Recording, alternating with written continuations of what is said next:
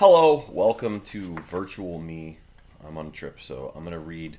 Honestly, I could have just let you guys read with the sub, chapters 4 and 5 and 6, but I love Sidney Carton. He's one of my my favorite literary characters, and I love doing the Sidney Carton voice, especially the Sidney Carton drunk voice. So if we were in class, I'd definitely take this role. So that's why I'm making you watch me and listen to me, and the sub will stop. When I say stop and write in the answers, they can give it, I think it's Miss Shoemate, will give you the answers. So, chapter 4 is called Congratulatory. From the dimly lighted passages of the court, the last sediment of the human stew that had been boiling there all day was straining off when Dr. Manette, Lucy Manette, his daughter, Mr. Lorry, the solicitor for the defense, and its counsel, Mr. Stryver, stood gathered round Mr. Charles Darnay, just released, congratulating him on his escape from death. It would have been difficult by a far brighter light to recognize in Dr. Manette, intellectual of face and upright of bearing, the shoemaker of the garret in Paris. Yet no one could have looked at him twice without looking again, even though the opportunity of observation had not extended to the mournful cadence of his low, grave voice, and to the abstraction that overclouded him fitfully, without any apparent reason. While one external cause, and that a reference to his long, lingering agony, would always, as on the trial, evoke this condition from the depths of his soul, it was also in its nature to arise of itself and to draw a gloom over him, as incomprehensible to those unacquainted with his story as if they had seen the shadow of the actual Bastille thrown upon him by a summer sun when the substance was 300 miles away. Only his daughter had the power of charming this black brooding from his mind. She was the golden thread that united him to a past beyond his misery and to a present beyond his misery, and the sound of her voice and the light of her face, the touch of her hand, had a strong beneficial influence with him almost always. Not absolutely always, for she could recall some occasions on which her power had failed, but they were few and slight, and she believed them over. So stop and answer number 1 right there. Mr. Darnay had kissed her hand fervently and gratefully, and had turned to Mr. Stryver, whom he warmly thanked. Mr. Stryver, a man of little more than 30, but looking 20 years older than he was, stout, loud, red, bluff, and free from any drawback of delicacy, had a pushing way of shouldering himself, morally and physically, into companies and conversations that argued well for his shouldering his way up in life. So he's kind of a bore, and he like gets into people's conversations and physically moves in, and then also talks his way over people. So it's not just a metaphor, like he physically shoulders people out of the way. He still had his wig and gown on, and he said, squaring himself at his late client to that degree that he squeezed the innocent Mr. Lorry clean out of the group. He pushed poor Jarvis away. "I am glad to have brought you off with honor, Mr. Darnay. It was an infamous prosecution, grossly infamous, but not the less likely to succeed on that account." "You have laid me under an obligation to you for life, in 2 senses," said his late client, taking his hand. "I have done my best for you, Mr. Darnay, and my best is as good as another man's, I believe."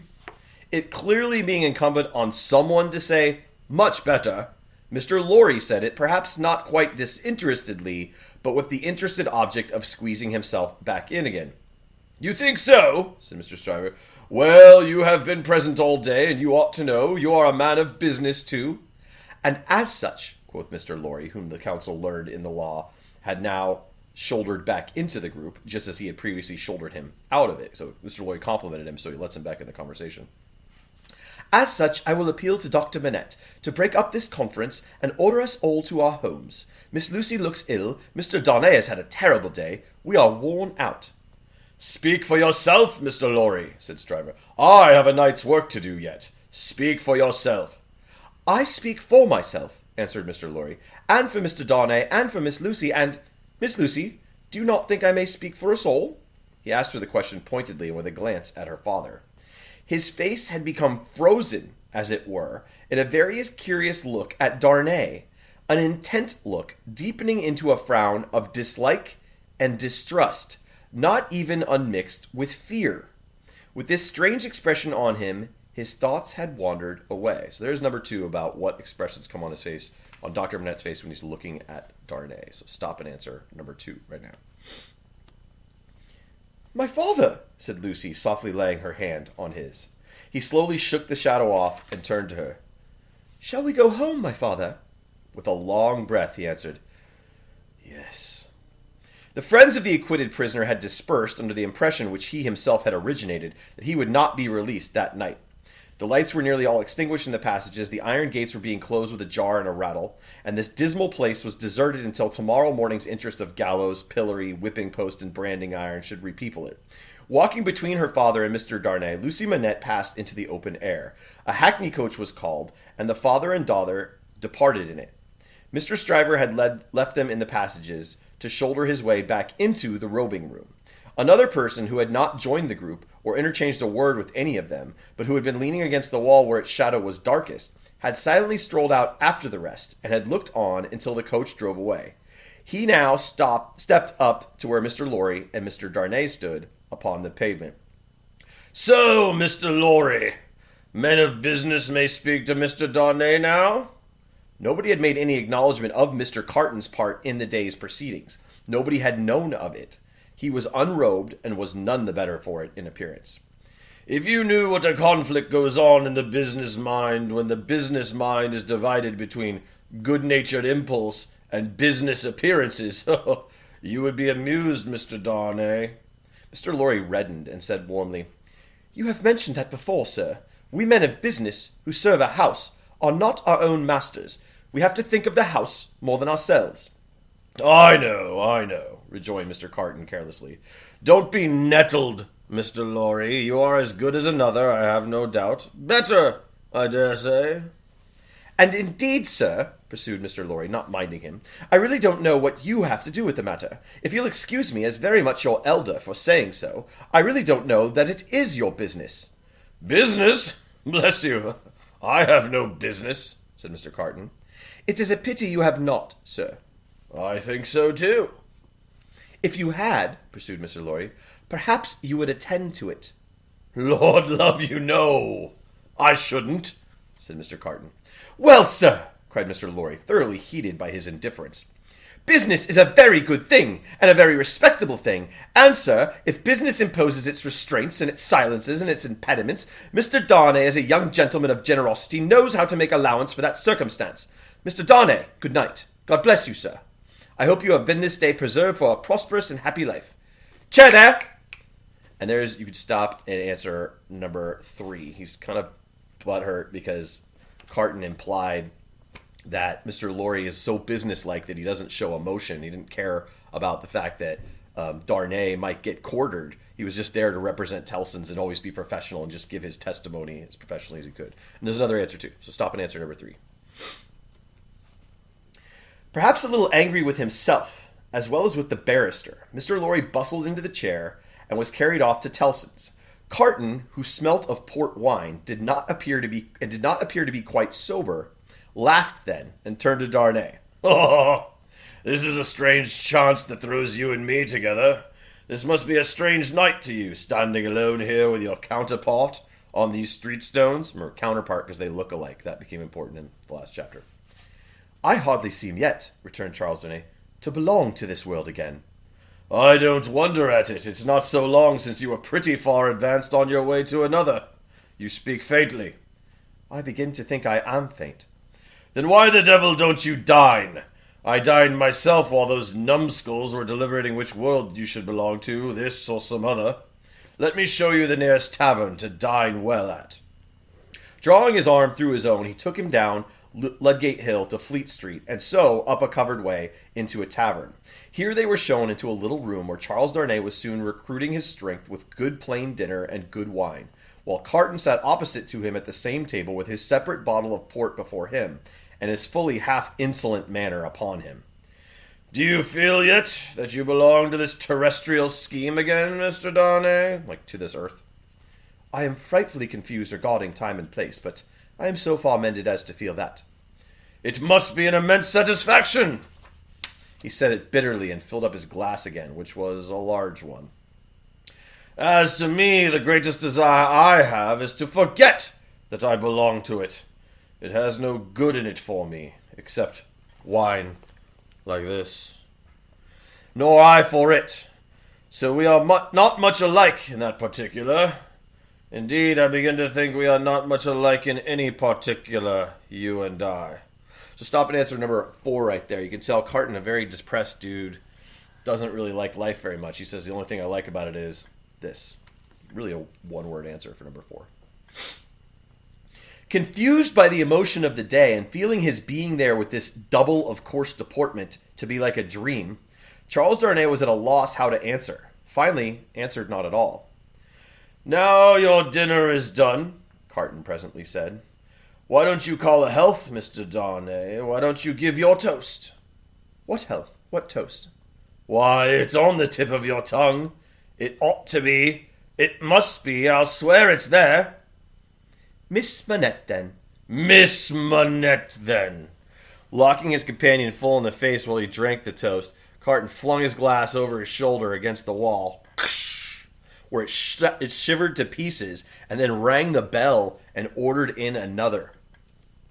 That's a fair young lady to hand a coach in the dock, Mr. Darnay, he said, filling his new goblet. A slight frown and a laconic, yes, were the answer. That's a fair young lady to be pitied by and wept for by. How does it feel? Is it worth being tried for one's life to be the object of such sympathy and compassion, Mr. Darnay? Again, Darnay answered not a word. She was mightily pleased to have your message when I gave it her. Not that she showed she was pleased, but I suppose she was. The allusion served as a timely reminder to Darnay that this disagreeable companion had, of his own free will, assisted him in the strait of the day. And he got him out of the trial by showing that they looked the same and so the witness couldn't identify him. So he probably saved his life. He turned the dialogue to that point and thanked him for it. I neither want any thanks nor merit any, was the careless rejoinder. It was nothing to do in the first place, and I don't know why I did it in the second. Mr. Darnay, let me ask you a question. Willingly, and a small return for your good offices. Do you think I particularly like you? Really, Mr. Carton, returned the other, oddly disconcerted. I have not asked myself the question. But ask yourself the question now. You have acted as if you do, but I don't think you do. I don't think I do, said Carton. I begin to have a very good opinion of your understanding. So here's number 5. He's really being rude. The poor Darnay, who just was on trial for his life. And the question he asks him, and then the answer, number 5. So stop and write that in. Nevertheless, pursued Darnay, rising to ring the bell, there is nothing in that, I hope, to prevent my calling the reckoning and our parting without ill blood on either side. So he's being as nice as possible about it, this rude dinner companion. Carton rejoining, Nothing in life. Darnay rang. Do you call the whole reckoning? Said Carton, on his answering in the affirmative. Then bring me another pint of this same wine drawer, that's the waiter, and come and wake me at 10. The bill being paid, Charles Darnay rose and wished him good night. Without returning the wish, Carton rose too, with something of a threat of defiance in his manner, and said, A last word, Mr. Darnay. You think I am drunk? I think you have been drinking, Mr. Carton. Think? You know I have been drinking. Since I must say so, I know it. Then you shall likewise know why. I am a disappointed drudge, sir. I care for no man on earth, and no man on earth cares for me. Much to be regretted. You might have used your talents better. Maybe so, Mr. Darnay, maybe not. Don't let your sober face elate you, however. You don't know what it may come to. Good night. When he was left alone, this strange being took up a candle, went to a glass that hung against the wall, and surveyed himself minutely in it. Do you particularly like the man? He muttered at his own image. Why should you particularly like the man who resembles you? There is nothing in you to like. You know that. Ah, confound you. What a change you have made in yourself. A good reason for taking to a man that he shows you what you have fallen away from, and what you might have been. Change places with him, and would you have been looked at by those blue eyes as he was, and commiserated by that agitated face as he was? Come on, and have it out in plain words. You hate the fellow. He restored to his pint of wine for consolation, drank it all in a few minutes, and fell asleep on his arms like that, with his hair straggling over the table and a long winding sheet in the candle dripping down upon him. So there's number 6 about why he so particularly doesn't like Darnay, and it's nothing to do with Darnay except that Darnay is like a mirror held up to him, like, here's what you could have been, and here's who might have liked you if you carried yourself this way, because they look alike. Physically they're the same, but Darnay carries himself and acts much differently than Carton clearly does. So stop right in number 6. And now we start chapter 5, The Jackal. Those were drinking days, and most men drank hard. So very great is the improvement time has brought about in such habits that a moderate statement of the quantity of wine and punch which one man would swallow in the course of a night without any detriment to his reputation as a perfect gentleman would seem, in these days, a ridiculous exaggeration. The learned profession of the law was certainly not behind any other learned profession in its bacchanalian propensity. So lawyers drank, but bacchanalian is like you party and you drink all the time. So even lawyers, didn't matter they're lawyers, they drank just as much as anybody else. And neither was Mr. Stryver, already far shouldering his way to a large and lucrative practice, behind his compeers in this particular, any more than in the drier parts of the legal race. So Stryver's a big drinker also. A favorite at the Old Bailey, and eke at the sessions, Mr. Stryver had begun cautiously to hew away the lower staves of the ladder on which he mounted. Sessions and Old Bailey had now to summon their favourite, specially, to their longing arms, and shouldering itself toward the visage of the Lord Chief Justice in the Court of King's Bench, the florid countenance of Mr. Stryver might be daily seen, bursting out of the bed of wigs like a great sunflower, pushing its way at the sun from among a rank garden fall of flaring companions. So Stryver's a lawyer, and he's on his way up. He's working hard to climb the ladder of like the lawyers in London. It had once been noted at the bar that while Mr. Stryver was a glib man and an unscrupulous and a ready and a bold, he had not that faculty of extracting the essence from a heap of statements, which is among the most striking and necessary of the advocate's accomplishments. But a remarkable improvement came upon him as to this. The more business he got, the greater his power seemed to grow of getting at its pith and marrow. And however late at night he sat carousing with Sidney Carton, he always had his points at his fingers' ends in the morning. Sidney Carton, idlest and most unpromising of men, was Stryver's great ally. What the two drank together between Hilary Term and Michaelmas might have floated a king's ship. And there's more references I don't get, doesn't matter. They both boozed a lot. That's all you need to know. Stryver never had a case in hand anywhere, but Carton was there, with his hands in his pockets, staring at the ceiling of the court. They went to the same circuit, and even there they prolonged their usual orgies late into the night. And orgies I don't think means with women, it just means drinking orgies. And Carton was rumored to be seen at broad day going home stealthily and unsteadily to his lodgings like a dissipated cat.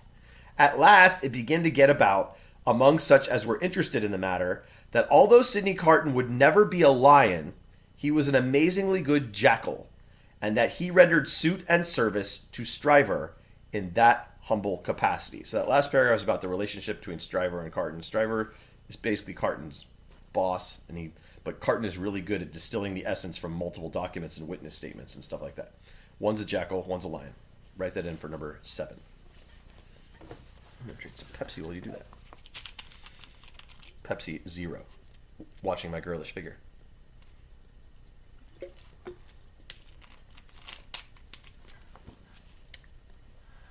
10 o'clock, sir, said the man at the tavern, whom he had charged to wake him. 10 o'clock, sir. What's the matter? 10 o'clock, sir. What do you mean? 10 o'clock at night? Yes, sir, your honor told me to call you. Oh, I remember. Very well, very well. After a few dull efforts to get to sleep again, which the man dexterously combated by stirring the fire continuously for 5 minutes, he got up, tossed his hat on, and walked out. He turned into the Temple, and the Temple is not an actual temple, Temple Bar, it's a main street in London. And having revived himself by twice pacing the pavements of King's Bench Walk and Paper Buildings, turned into the Stryver chambers. The Stryver clerk, who never assisted at these conferences, had gone home, and the Stryver principal, I mean Stryver himself, opened the door. He had his slippers on and a loose bedgown, and his throat was bare for his greater ease. He had that rather wild, strained, seared marking about the eyes, which may be observed in all free livers of his class, from the portrait of Jeffreys downward, and which can be traced under various disguises of art through the portraits of every drinking age. In other words, he looks like a guy who drinks all the time, reddish of face and sagging skin and stuff like that. "You are a little late, Memory," said Stryver. Notice the M in Memory is capitalized. That's his pet name for Carton, Memory, because Carton's memory is so good and he remembers to dot all the I's and cross the T's that Stryver's not very good at. "About the usual time. It may be a quarter of an hour later." They went into a dingy room lined with books and littered with papers, where there was a blazing fire. A kettle steamed upon the hob, and in the midst of the wreck of papers a table shone with plenty of wine upon it, and brandy, and rum, and sugar, and lemons. "You have had your bottle, I perceive, Sidney." "Two tonight, I think. I've been dining with the day's client, or seeing him dine. It's all one." "That was a rare point, Sidney, that you brought to bear upon the identification. How did you come by it? When did it strike you?" "I thought he was a rather handsome fellow, and I thought I should have been much more the same sort of fellow if I had had any luck." Mr. Stryver laughed until he shook his precocious paws. "You and your luck, Sidney!" Get to work. Sullenly enough, the Jackal loosened his dress, went into an adjoining room, and came back with a large jug of cold water, a basin, like a sink, container for water, and a towel or two.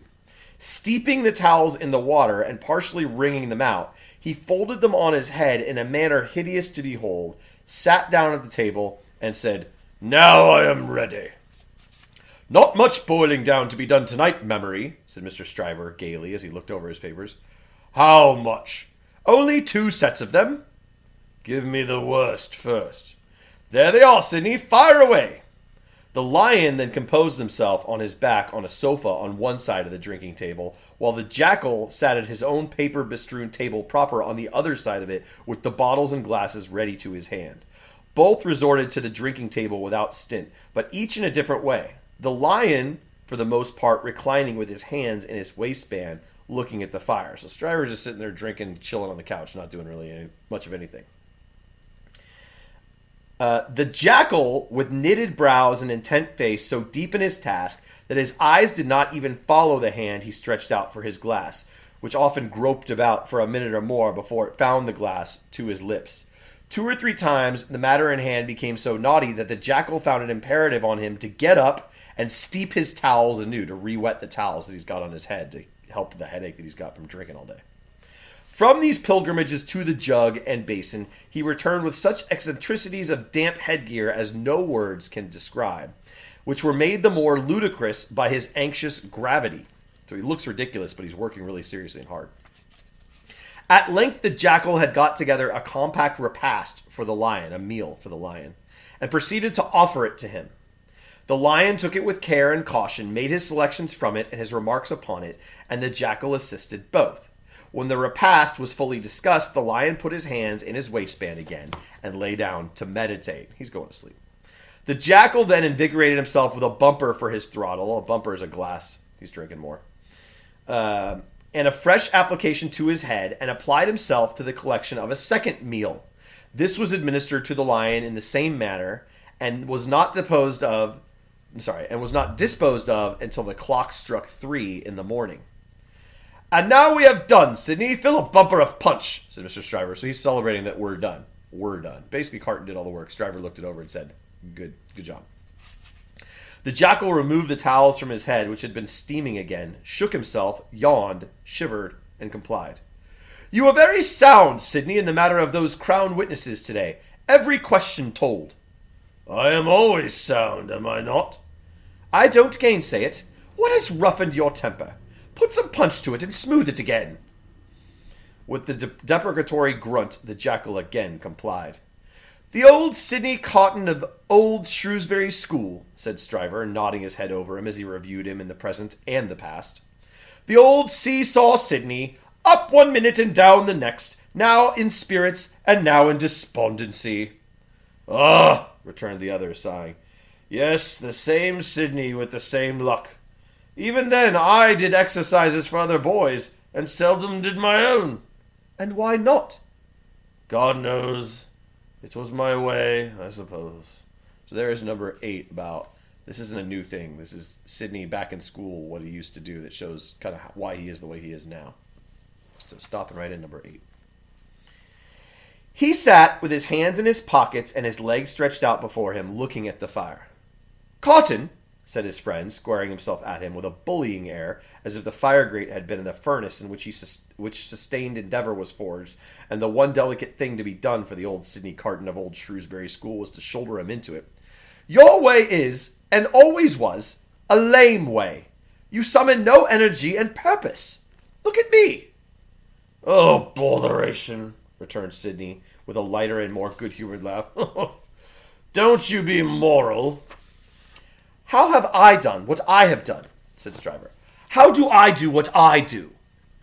Partly through paying me to help you, I suppose. But it's not worth your while to apostrophize me or the air about it. What you want to do, you do. You were always in the front rank, and I was always behind. I had to get into the front rank. I was not born there, was I? I was not present at the ceremony, but my opinion is you were, said Carton. At this he laughed again, and they both laughed.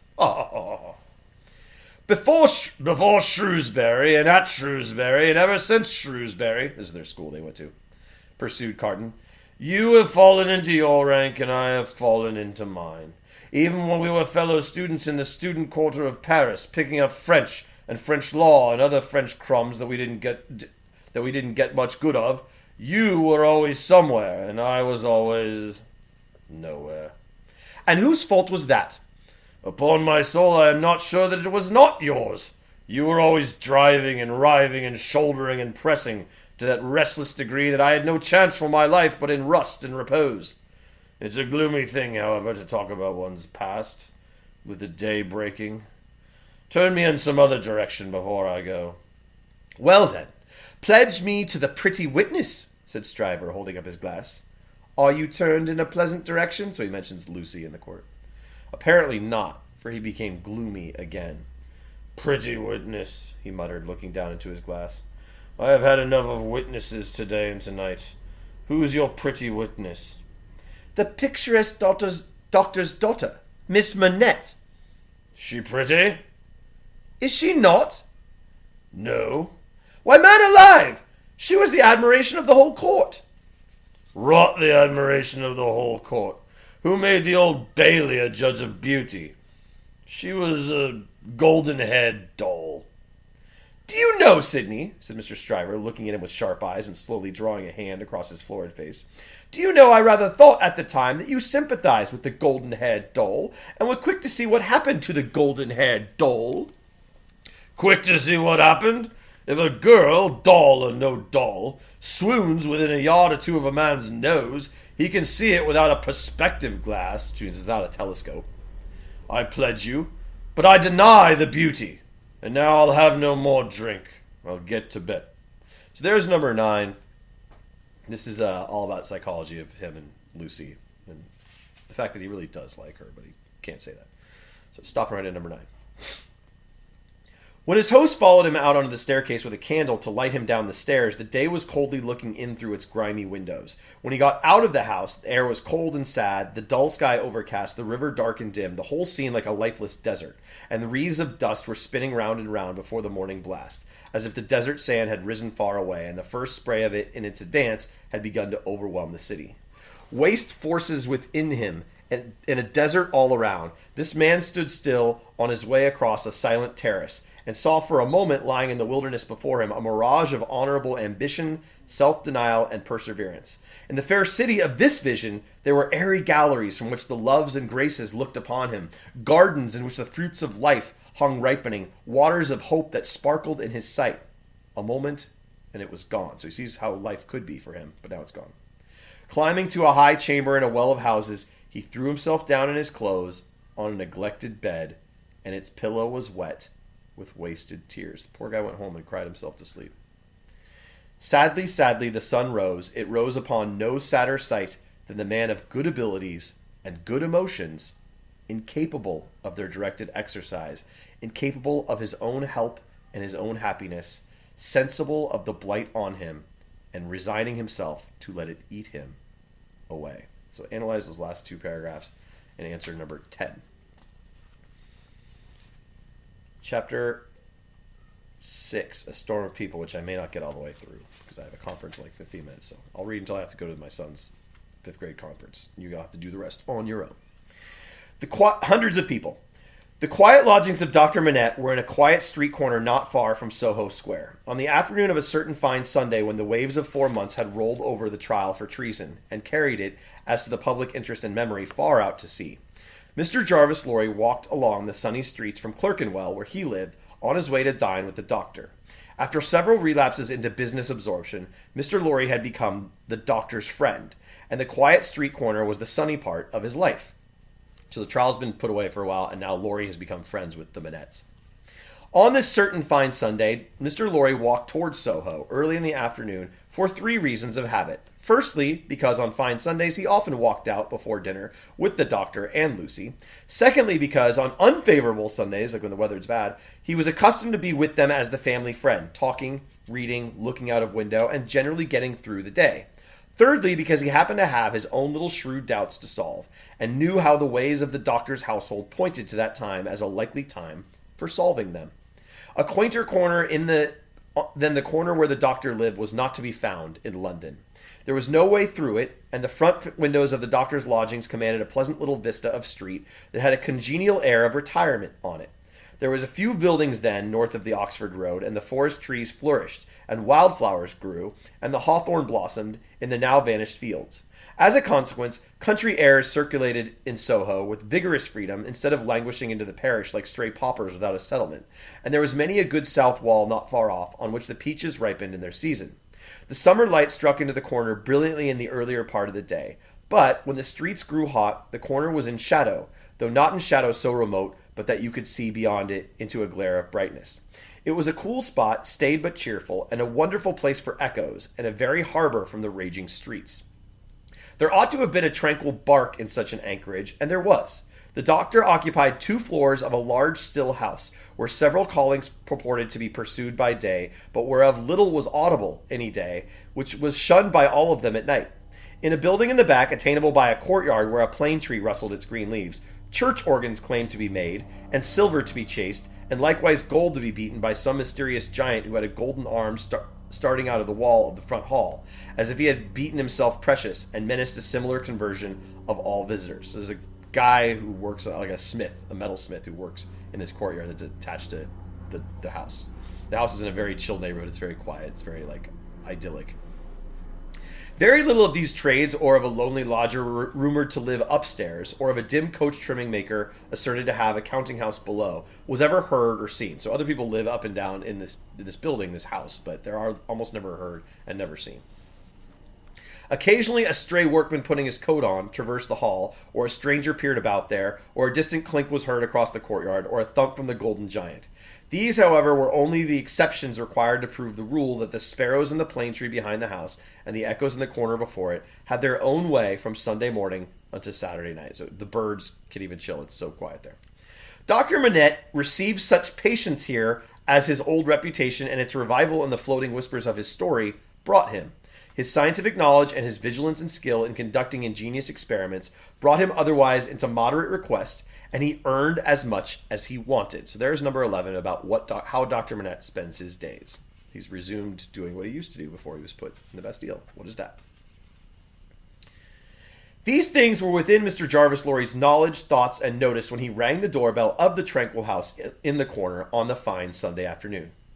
Dr. Manette at home? Expected home. Miss Lucy at home? Expected home. Miss Pross at home? Possibly at home, but of a certainty impossible for handmaid to anticipate intentions of Miss Pross as to admission or denial of the fact. So that's number 12, the 3 people who live at Dr. Manette's. Okay, he just inquired about all 3 of them, if they were at home or not. The maid who answered the door does not count. She doesn't live there. As I am at home myself, said Mr. Lorry, I'll go upstairs. He doesn't live there means he This is like his second home to him. He feels at home when he's at the Manets. Although the doctor's daughter had known nothing of the country of her birth, meaning France, she appeared to have innately derived from it that ability to make much of little means, which is one of its most useful and most agreeable characteristics. Simple as the furniture was, it was set off by so many little adornments of no value but for their taste and fancy that its effect was delightful. The disposition of everything in the rooms, from the largest object to the least, the arrangement of colors, the elegant variety and contrast obtained by thrift in trifles, by delicate hands, clear eyes, and good sense, were at once so pleasant in themselves and so expressive of their originator that, as Mr. Lorry stood looking about him, the very chairs and tables seemed to ask him, with something of that peculiar expression which he knew so well by this time, whether he approved. So Miss Lucy is really good at decorating the apartment. There were 3 rooms on a floor, and the doors by which they communicated being put open that the air might pass freely through them all, Mr. Lorry, smilingly observant of that fanciful resemblance which he detected all around him, walked from one to another. The first was the best room, and in it were Lucy's birds and flowers and books and desk and a work table and box of watercolors. The second was the doctor's consulting room, used also as the dining room. The third, changingly speckled by the rustle of the plane tree in the yard, was the doctor's bedroom. And there in a corner stood the disused shoemaker's bench and tray of tools, much as it had stood on the 5th floor of the dismal house by the wine shop in the suburb of Saint-Antoine in Paris. So he's still got his shoemaking tools in his room. "I wonder," said Mr. Lorry, pausing in his looking about, "that he keeps that reminder of his sufferings about him."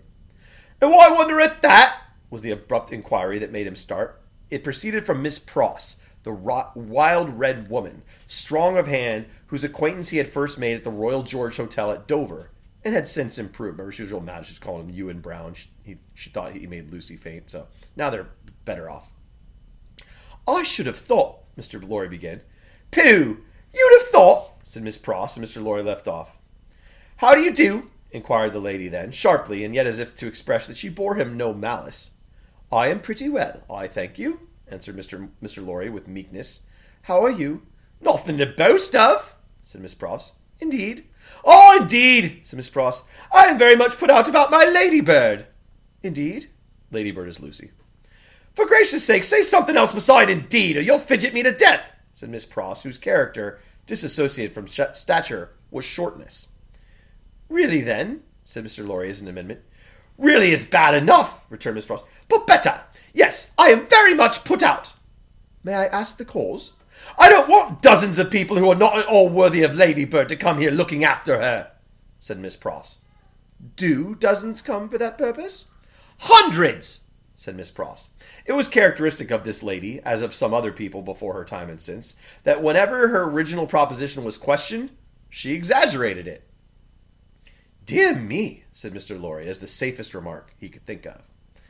"I have lived with the darling, or the darling has lived with me, and paid me for it, which she certainly should never have done. You may take your affidavit if I could have afforded to keep either myself or her for nothing, since she was 10 years old. And it's really very hard," said Miss Pross. Not seeing with precision what was very hard, Mr. Lorry shook his head, using that important part of himself as a sort of fairy cloak that would fit anything. "All sorts of people who are not in the least degree worthy of the pet, are always turning up," said Miss Pross. "When you began it—" "I began it, Miss Pross?" "Didn't you? Who brought her father to life?" "Oh, if that was the beginning, said Mr. Lorry. "It wasn't ending it, I suppose. I say, when you began it, it was hard enough. Not that I have any fault to find with Dr. Manette, except that he is not worthy of such a daughter, which is no imputation on him, for it was not to be expected that anybody should be, under any circumstances.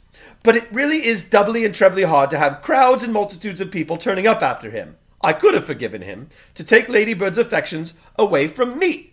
And there's her answer to number 13. She's very protective of Lucy and her time. Answered the various questions to number 13 right there.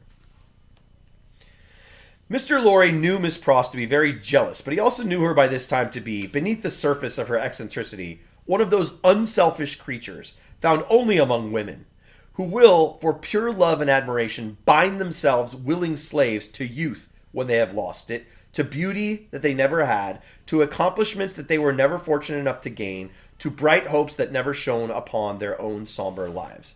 He knew enough of the world to know that there is nothing in it better than the faithful service of the heart, so rendered and so free from any mercenary taint.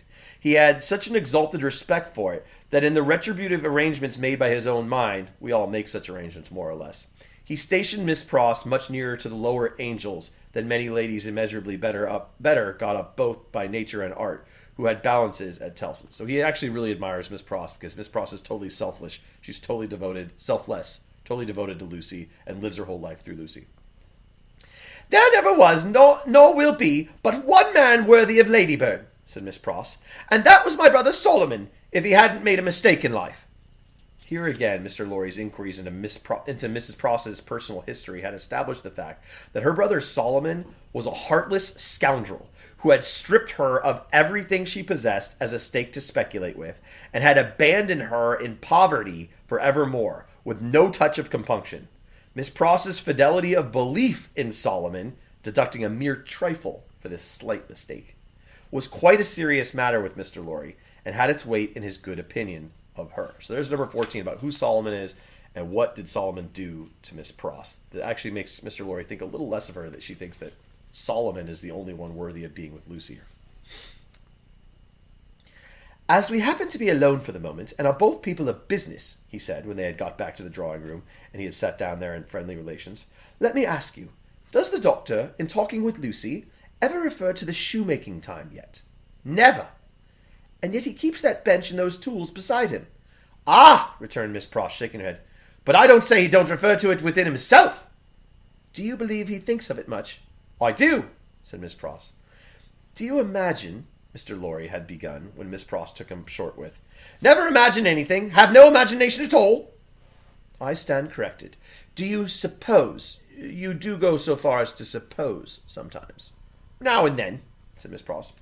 "So do you suppose," Mr. Lorry went on, with a laughing twinkle in his bright eye as it looked kindly at her, "that Dr. Manette has any theory of his own, preserved through all these years, relative to the cause of his being so oppressed, perhaps even to the name of his oppressor? Like, does he know what happened to put him in jail, or who did this to him?"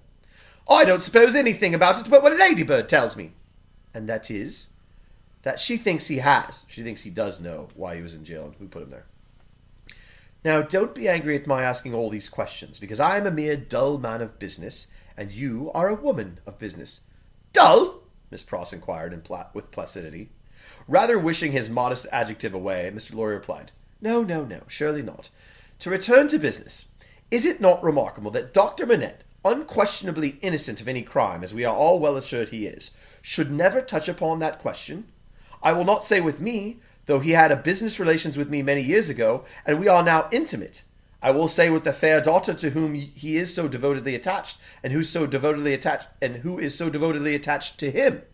Believe me, Miss Pross, I don't approach the topic with you out of curiosity, but out of zealous interest." So he says, "Don't you think it's weird that he hasn't told anyone why he was in prison or who put him there? Like, does Lucy know? Because I don't know, and I know him pretty well." "Well, to the best of my understanding, and bad's the best, you'll tell me," said Miss Pross, softened by the tone of the apology, "he is afraid of the whole subject." "Afraid?" "It's plain enough, I should think, why he may be. It's a dreadful remembrance. Besides that, his loss of himself grew out of it.